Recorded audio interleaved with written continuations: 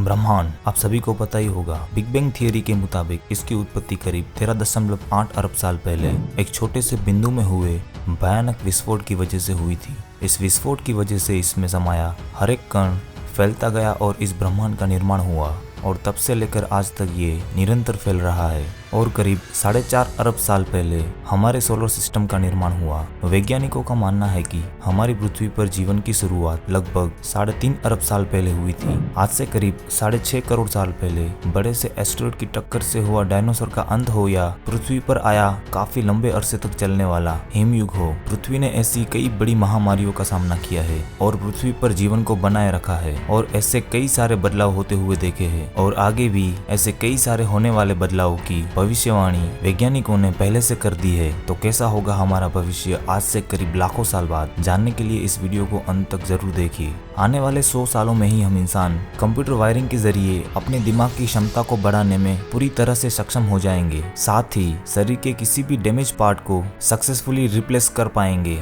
आज से करीब 1000 साल बाद लगातार हो रहे टेक्नोलॉजी एडवांसमेंट के कारण आने वाले भविष्य में कई सारी भाषाएं खत्म हो जाएगी और आज बोली जाने वाली इतनी सारी भाषाओं में से लगभग 50 जितनी ही भाषाएं बचेगी। मेडिकल फील्ड और नैनो टेक्नोलॉजी में बहुत तेजी से हो रहे विकास के कारण वैज्ञानिकों ने अनुमान लगाया है कि आने वाले समय में हमारे पास हमारे शरीर में तैरने वाले नैनो रोबोट्स नामक माइंस्क्यूल रोबोट्स होंगे जो हमारी प्राकृतिक क्षमताओं को बढ़ाएंगे, जिसे ट्रांसह्यूमनिज्म के रूप में भी जाना जाता है। साथ ही लोगों की औसतन उम्र भी बढ़ेगी। आज से करीब 100 साल पहले लोगों की औसतन उम्र करीब 45 साल के करीब होती थी। आज के समय में ये बढ़कर करीब 72 साल के आसपास हो गई है और आने वाले भविष्य में इंसान कई लंबे अरसे तक जिएगा। लॉन्ग नाउ फाउंडेशन की घड़ी द मिलेनियम क्लॉक, जिसे 10,000 वर्ष की घड़ी भी कहा जाता है, वो पूरी तरह से बनकर तैयार हो जाएगी, जिसे अगले 10,000 वर्ष के लिए समय रखने के लिए डिजाइन किया गया है। इसके 2 मीटर का प्रोटोटाइप लंदन के साइंस म्यूजियम में रखा गया है। इस परियोजना की कल्पना डैनी हिल्स ने 1986 में ही कर दी थी। इस घड़ी का पहला प्रोटोटाइप 31 दिसंबर 1999 को काम करना शुरू किया था। इस घड़ी का एक टिक 1 साल के बराबर होगा।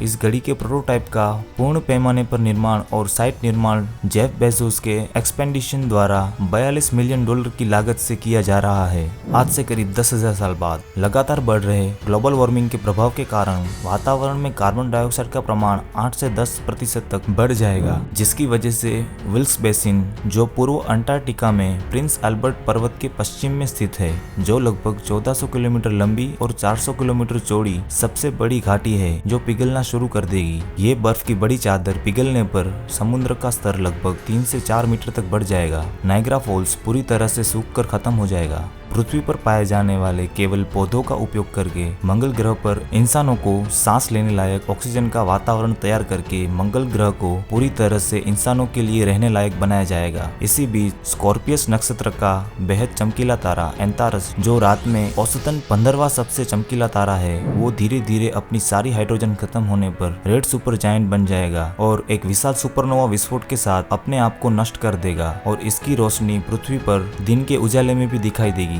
आज से करीब 1 लाख साल बाद एरिज़ोना में कई हजार साल पहले गिरा मीटियोर क्रेटर, जिससे बेरिंगर क्रेटर भी कहा जाता है, जिससे बना करीब 1 मील चौड़ा और 570 फीट गहरा गड्ढा, जो अपनी तरह का सबसे ताजा गड्ढा माना जाता है, वो पूरी तरह से मिट जाएगा। आज से करीब 10 लाख साल बाद पृथ्वी के महाद्वीप लगभग उसी तरह दिखेंगे जैसे वे अब दिख रहे हैं और सूरज भी ऐसे ही चमकेगा जैसे वह आज चमक रहा है। लेकिन मनुष्य इतने मौलिक रूप से भिन्न हो जाएंगे कि आज लोग उन्हें पहचान भी नहीं पाएंगे। हमारी मानव सभ्यता हमारी मिल्की वे गैलेक्सी को कॉलोनाइज कर लेगी और गैलेक्सी की सारी ऊर्जा का उपयोग करने में सक्षम हो जाएगी।